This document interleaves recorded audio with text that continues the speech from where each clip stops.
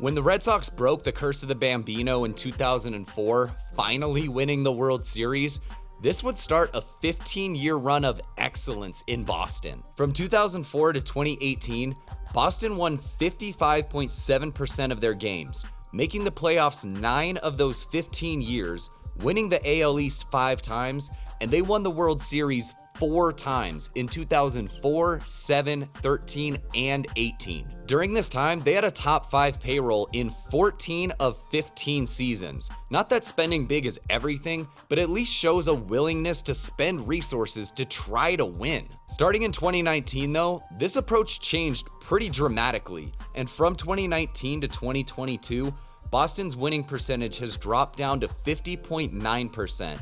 They've only made the playoffs 1 time as a wildcard team in 2021, where they'd go on to reach the ALCS. Their focus has been more on cutting spending and not having as big of a payroll, and because of this, 2019 was the only season out of this time where they've had a top 5 payroll. Looking back at this 2018 World Series team, you had players like Mookie Betts, who put up 10.7 BWAR that season. JD Martinez had a 170 WRC+, and you had homegrown players like shortstop Xander Bogaerts, their 2014 number 1 prospect. Outfielder Andrew Benintendi was their 2017 number 1 prospect, and third baseman Rafael Devers was their 2017 number 2 prospect. In the rotation, you had players like Chris Sale putting up a 209 ERA+.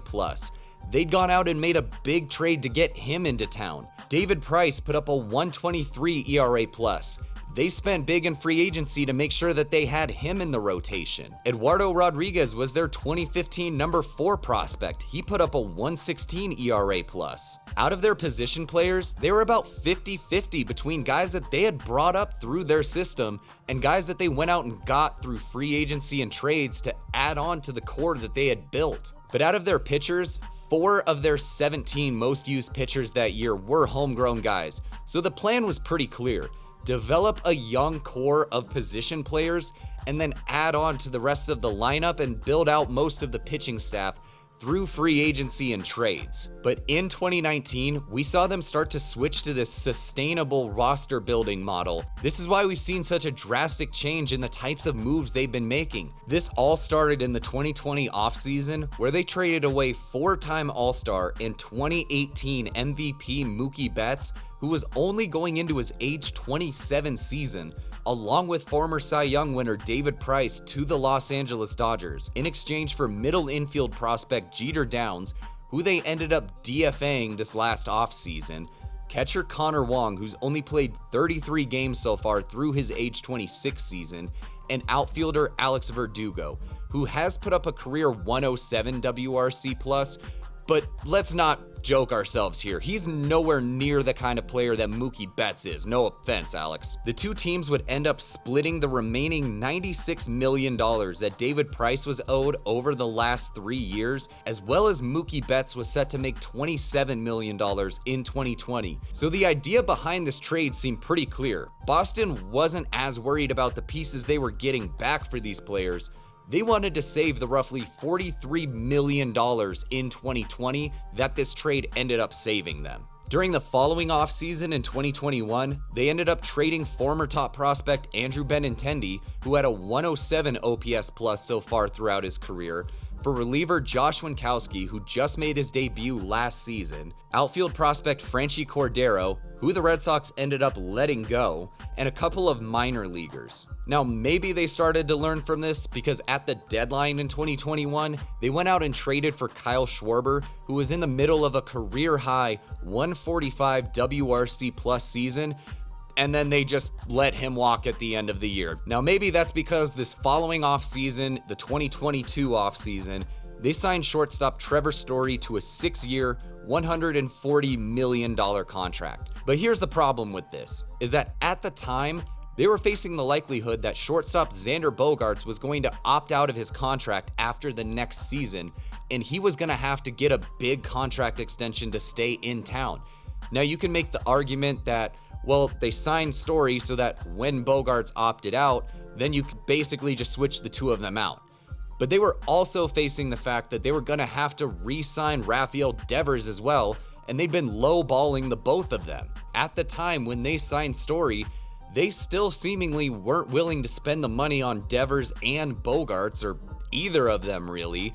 So you can't say that it was a smart move to get Story and potentially end up losing both Devers and Bogaerts because of this. Now, outside of Story and Schwarber, the guys that they brought in have pretty much been these veteran kind of guys that are either well past their primes or kind of been underperforming, and they've been banking on some potential upside that they'll overperform, and then if they do, they just end up letting them walk anyways. This year, two of their bigger signings in free agency were Corey Kluber and Justin Turner, who are both well past their primes at this point, at the tail ends of their career. And last year, they signed Michael Wacha, hoping that he would bounce back, which he did, and now he went and signed with San Diego. And now if they're gonna be a team that's not gonna make big trades or big signings, that's fine. You can still be relatively competitive like that. Just look at a team like the Tampa Bay Rays, for example. But when you're gonna go this route, then you have to develop the young guys that you have in your system. Now, if we're gonna give guys a couple of years after they get drafted to go through the minor leagues and a couple years to establish themselves at the big league level and now become those core players to be relied on, let's look at Boston's top 5 prospects from 2015 to 2019, because those are the guys that right now should be the main core that Boston would be building around.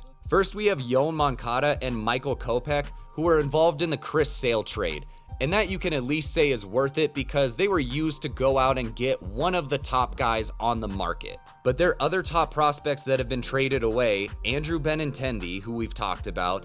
Then you had Michael Chavis, Jay Groom, and Anderson Espinoza, all of which got traded away and didn't really bring anything significant back. You also have Darwinzon Hernandez, who was just straight up purchased by Baltimore.